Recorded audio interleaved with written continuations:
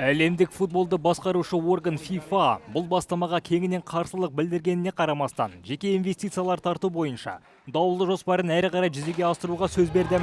Бейсенбіде Европалық футбол одағы UEFA егер Джанни Инфантиноның жоспары іске асатын болса, алдағы FIFA әлем чемпионаттарына бойкот жариялайтынын мәлімдеді. Кейінірек Солтүстік және Орталық Американың CONCACAF ұйымы өзінің барлық 41 мүше ассоциациясы FIFA-ның әлем чемпионатының коммерциялық операцияларындағы үлесін сату туралы ұсынысын кері қайтарғанын хабарлады. Инфантиноның жобасы сейсенбіде жарияланған болатын. Ол мүшелерге хат жазып, егер олар 20%-ын жеке инвесторларға тиесілі болатын FIFA Forward Enterprise коммерциялық еншілес компаниясын құруды мақұлдаса, олардың қаржыландыруы алдағы 4 жылда 2 есеге артып $20 миллион жететінін айтқан. Инфантино FFE компаниясы әлем чемпионаты мен клубтар арасындағы әлем чемпионаты сияқты жарыстарды басқарады деп ұсынды.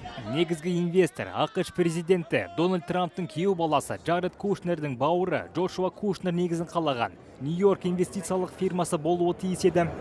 FIFA ұсынысты талқылауды жалғастыратын айтқанымен, кейін райынан қайтқандай болды. Өйткені 211 мүше ассоциациясының қолдауынсыз FFE құрылмайтынын жеткізді.